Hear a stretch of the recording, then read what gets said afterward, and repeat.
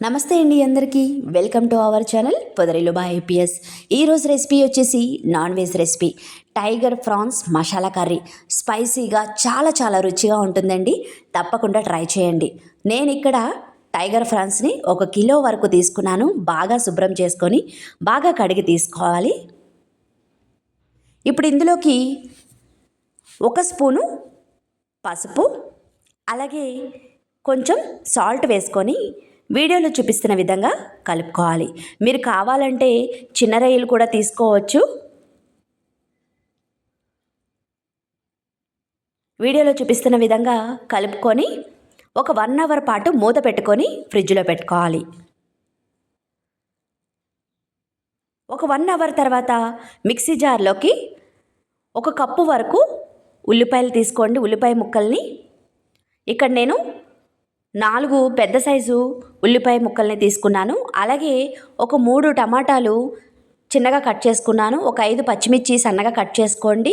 అలాగే 2 ఇంచుల అల్లము, అలాగే 10 ఎల్లుల్లిపాయలు తీసుకొని మెత్తగా ఈ విధంగా పేస్ట్లా చేసుకోవాలి. ఈ పేస్ట్తోనే మనకి కర్రీ మరింత టేస్టీగా వస్తుంది. ఇప్పుడు స్టవ్ ఆన్ చేసుకొని కడాయి పెట్టుకొని ఇప్పుడు ఇందులోకి కొంచెం ఆయిల్ వేసుకోవాలి. రొయ్యల కూర ఒక్కసారి ఇలా చేసి చూడండి, రుచి ఎప్పటికీ మర్చిపోలేరు, అంత టేస్టీగా ఉంటుంది. ఆయిల్ హీట్ అయిన తర్వాత మనం ముందుగా మ్యాగ్నేట్ చేసి పెట్టుకున్న రొయ్యల్ని ఇందులోకి వేసుకోవాలి. వేసుకొని కలుపుకోవాలి.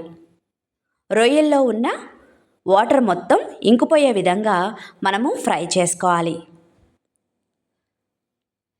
వాటర్ ఇంకిపోయేంత వరకు ఫ్రై చేసుకుంటే సరిపోతుందండి. ఎక్కువగా ఫ్రై చేసుకోనవసరం లేదు. లేదంటే ఇక్కడ మనకి రొయ్యలు రబ్బర్ లాగా అయిపోతాయి. మూత పెట్టుకొని మీడియం ఫ్లేమ్లో మనం రొయ్యల్ని ఫ్రై చేసుకోవాలి వాటర్ ఇంకిపోయేంత వరకు. ఇలా వాటర్ ఇంకిపోయిన తర్వాత ఒక ప్లేట్లోకి తీసుకోవాలి.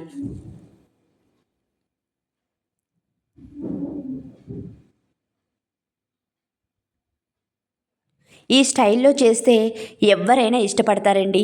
అంత టేస్టీగా ఉంటుంది ఈ రొయ్యల మసాలా కర్రీ.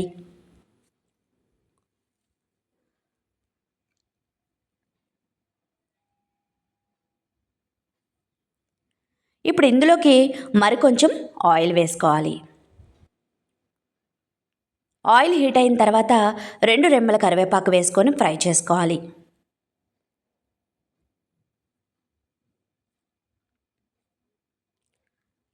ఇప్పుడు ఇందులోకి మనం ముందుగా పేస్ట్ చేసుకున్న ఉల్లిపాయ, పచ్చిమిర్చి, టమాటా, అల్లం వెల్లుల్లి పేస్ట్ని ఇందులోకి వేసుకొని బాగా కలుపుకోవాలి.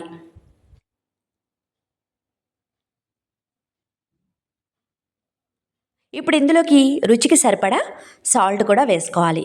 వేసుకొని బాగా కలుపుకొని మూత పెట్టుకొని లో టు మీడియం ఫ్లేమ్లో పెట్టుకొని ఫ్రై చేసుకోవాలి. మనకి ఉల్లిపాయ పేస్ట్ ఫ్రై అయిన తర్వాత ఇప్పుడు ఇందులోకి ముందుగా ఫ్రై చేసుకున్న టైగర్ ప్రాన్స్ను కూడా ఇందులోకి వేసుకొని ఒక్కసారి వీడియోలో చూపిస్తున్న విధంగా కలుపుకోవాలి. ఈ రెసిపీ అన్నంలోకి, చపాతీలోకి, పూరీలోకి, అలాగే బిర్యానీలోకి చాలా చాలా టేస్టీగా ఉంటుందండి. మూత పెట్టుకొని ఒక 10 నిమిషాల పాటు లో ఫ్లేమ్లో ఉడికించుకోవాలి. 10 నిమిషాల తర్వాత ఇప్పుడు ఇందులోకి మీరు స్పైసీ ఎంత తింటారో దానికి తగ్గట్టుగా కారం వేసుకోవాలి.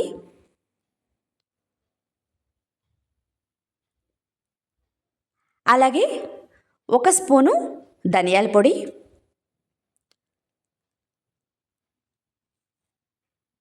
1 స్పూను జీలకర్ర పొడి, వేయించిన జీలకర్ర పొడి అండి. అలాగే 1 స్పూన్నర గరం మసాలా.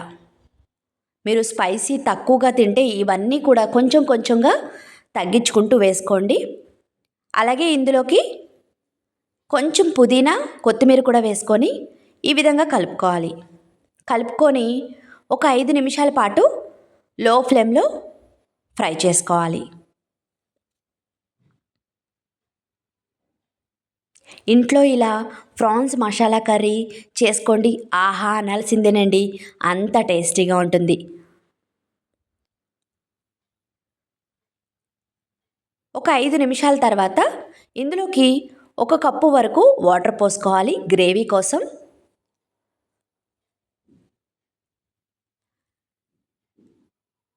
ఇప్పుడు ఒకవేళ సాల్ట్ సరిపోకపోతే గనక సాల్ట్ కూడా యాడ్ చేసుకోవచ్చు.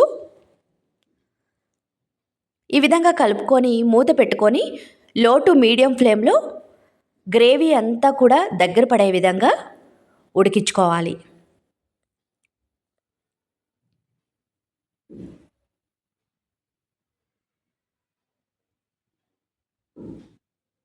ఇంటికి ఎవరైనా గెస్టులు వస్తున్నా, లేదంటే పిల్లలు ఏదైనా స్పెషల్‌గా కావాలి అన్నా కూడా ఈ కర్రీ చేసి చూడండి. వాళ్ళందరూ కూడా చాలా హ్యాపీగా ఎంజాయ్ చేస్తూ తింటారు. మధ్య మధ్యలో కలుపుతూ ఉండాలి. చూస్తున్నారు కదా! గ్రేవీ కూడా మనకి కొంచెం కొంచెంగా దగ్గరకొస్తుంది.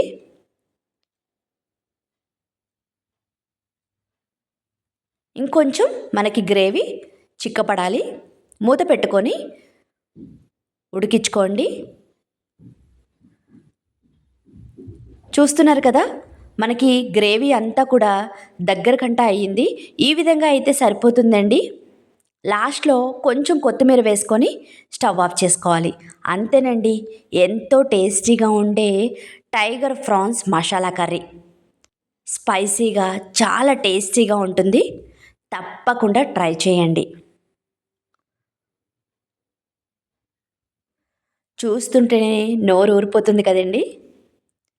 పిల్లలు కూడా చాలా చాలా ఇష్టంగా తింటారు. మా పిల్లలు కూడా చాలా ఇష్టంగా తిన్నారు.